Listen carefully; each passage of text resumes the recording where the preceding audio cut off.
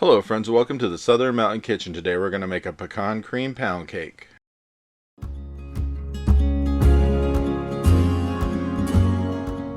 So what you see on my counter is what we're going to use to make this. Is really not a lot of ingredients, but there's enough here to make the pound cake, which is going to have such an amazing taste with the nuts and everything in it.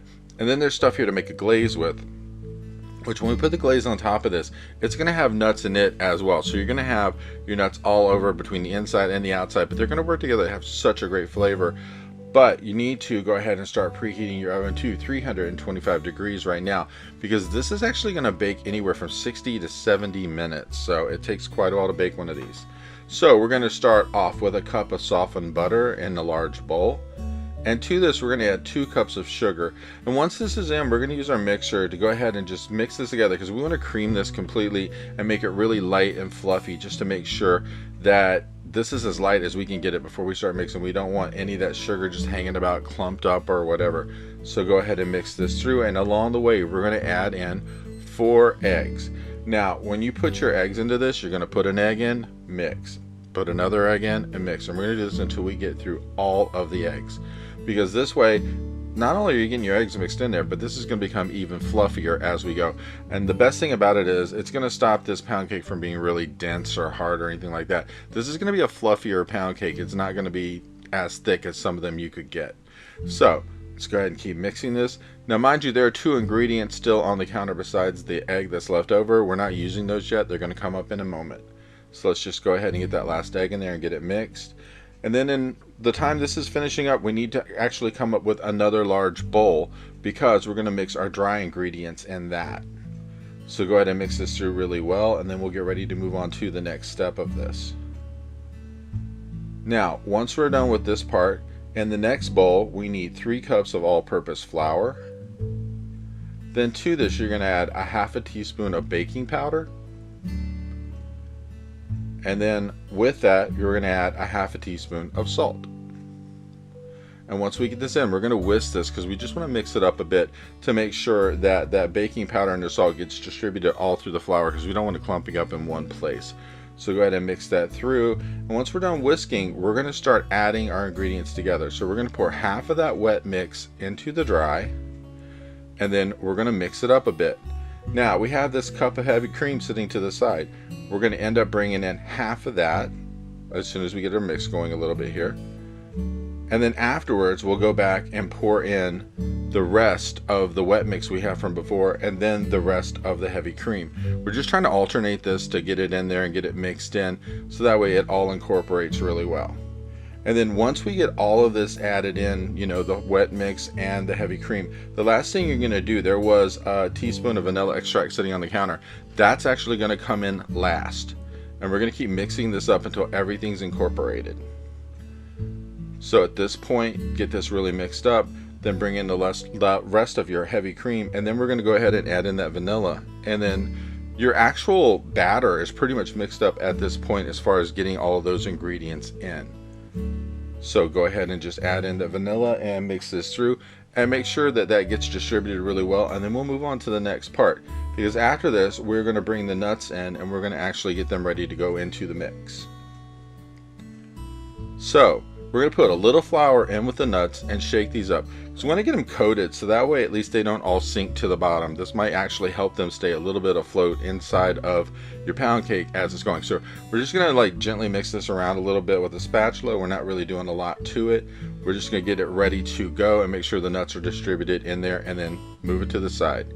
Now I'm using mini muffin pans here, which I'm spraying with some non-stick cooking spray, and then I'm going to put a little flour in there just to make sure that the bottom is coated really well so this doesn't stick.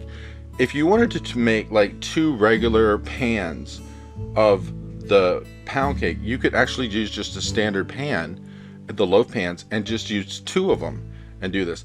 I'm doing the minis just because of the fact that I wanted to actually give these to other people. And you know, it's the equivalent of having 2 of the larger pans, but when you distribute it, it's just going to go through the 4 little ones here for me. So you can do 2 regular ones, or you can do minis like I'm doing. It's your choice, because there aren't really so many, because there is actually quite a lot in one of these pound cakes when you bring it out of this 4 thing.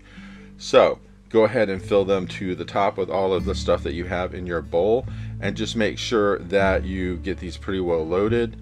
And we're going to get these ready to go in the oven. So like I said before, if you have not preheated your oven, you need to get it to 325 degrees, because these are going to be in there anywhere from 60 to 70 minutes. So just make sure that that oven is hot before we get there, and make sure you get everything out of your bowl and use it. And once it's in, we're going to clean up the edges just to make sure, because whenever you go to put something in, sometimes stuff splatters or drops or whatever, and that's perfectly fine. So just take a paper towel or whatever, wipe around the edges just to clean it up. If you're using just the 2 regular pans, that's fine. And when you're ready like this, we're going to go ahead and put them in the oven and let them do their baking. And like I said, this is going to take a while. And when they come back, they're going to be very golden on top and ready to use. The thing is though, we want to let these cool for a while before we try to take them out, because we don't want to like rip them up bringing them out. So I'd give them at least 30 minutes to cool down, and then we're going to remove them from the pans and set them on a plate or whatever to let them cool completely. Because when we mix up a glaze for this, if you go to put it on right out of the oven, or even if they haven't cooled enough, your glaze is just going to run right off the top of it. So we just want to let them cool. So everything you see right here is what we're going to use to make our glaze for this. It's really not a lot goes into this. It's just mixing up a few ingredients and you have this glaze. Now this will be kind of a wet glaze, because it's when we go put it on, it's going to be warm, because you want to kind of pour it over top. So just remember that when we're doing this. So we're starting out with 1/4 cup of milk, and to this we're going to add at least a 1/2 stick of butter. And then after that, we're going to have a 1/2 cup of light brown sugar.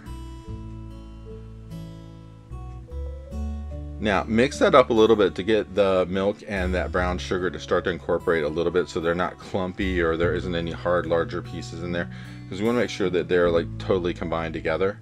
Then we're going to put this in the microwave and heat this up till it's like bubbly hot, and then bring it back, because that's going to help this set up a little bit more.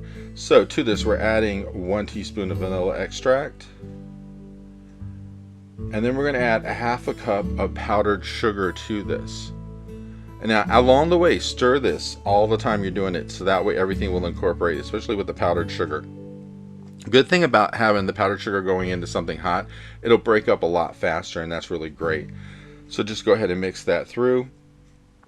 And then the last thing we're going to add to this is 1/3 cup of nuts, because we want to get those in there and get them coated to get them all sugary and ready to go. And once we get this all mixed up, we're going to let it cool for a little, like maybe like 10 minutes or something, because this is still hot from being in the microwave.